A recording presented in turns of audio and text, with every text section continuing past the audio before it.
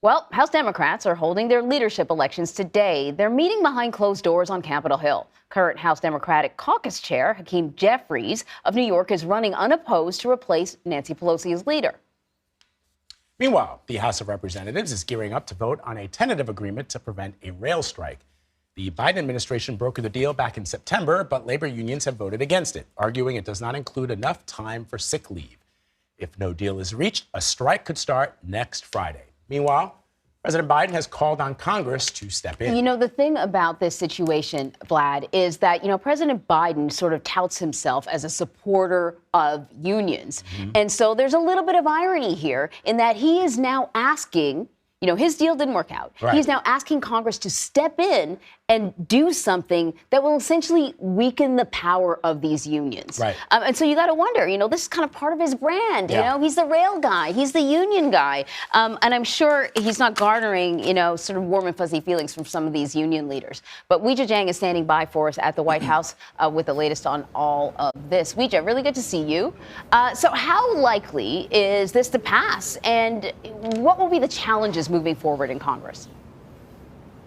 So the top 4 congressional leaders were here at the White House meeting with President Biden yesterday to talk about the legislative agenda for the rest of the year. But certainly this was at the top of their to-do list to tackle. And they came out and spoke to reporters afterward. Congressman Kevin McCarthy, said that he thought it would pass. And Chuck Schumer, the Senate Majority Leader, said that he was still working on the votes to see if the numbers could get there.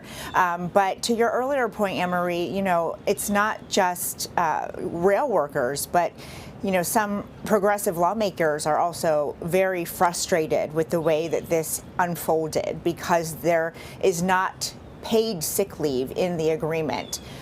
You can see that this is a statement from President Biden on the rail shutdown, though, and one thing everybody agrees on is that a strike would be devastating for the economy. That's the very word that he used there in his statement. And that is why they are moving forward, really scrambling to try to get an agreement in place to avoid this strike.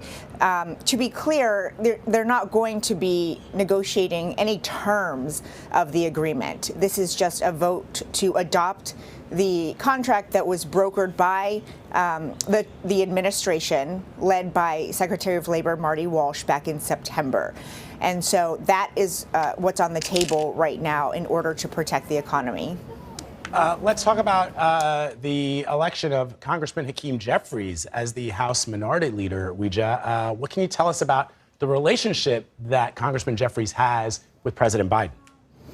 This was not necessarily a surprise when House Speaker Nancy Pelosi stepped down and said that she wanted to make way for a new generation of leadership. And I think that, the president has supported him. They have worked together. And I think that the president agrees with the House Speaker that it is time to build the party and to get some, fresh energy in there. As someone who served himself in Congress for decades, he understands how important it is that there is a changing of the guard to better reflect the constituentship and better reflect the country. And so I think, he is supportive and moving forward, he has said that he's looking forward to working with new leaders. So President Biden did meet with congressional leaders yesterday to discuss sort of the year-end agenda. What were some of the top items? So their biggest priority right now is funding the government to make sure there is not a government shutdown. They also talked about funding for Ukraine, which is something that the president says is very important to him. But Congressman McCarthy said that, he's not going to be providing any, quote, blank checks. They have criticized how much the U.S. has already spent in funding Ukraine, and so he said that they would just be very meticulous going forward to see what kind of money they're willing to commit to. That is the Republicans, of course. And there are other pieces of legislation. Of course, yesterday they just passed the Marriage Equality Act, and the president, even though he did mention that he would make a push for a bill that would ban assault weapons. Later, the White House had to clarify because, the votes just aren't there. So I just wanted to give people at home an update in case they heard that that was going to be something they were working on during the lame duck session, because the president said he would make a push, but, he always makes a push. He's never going to stop sounding the alarm, the need to do that, but that does not mean they'll be able to officially do anything this term. All right, Weijia Jiang for us at the White House. Weijia, appreciate it. Thank you. Sure.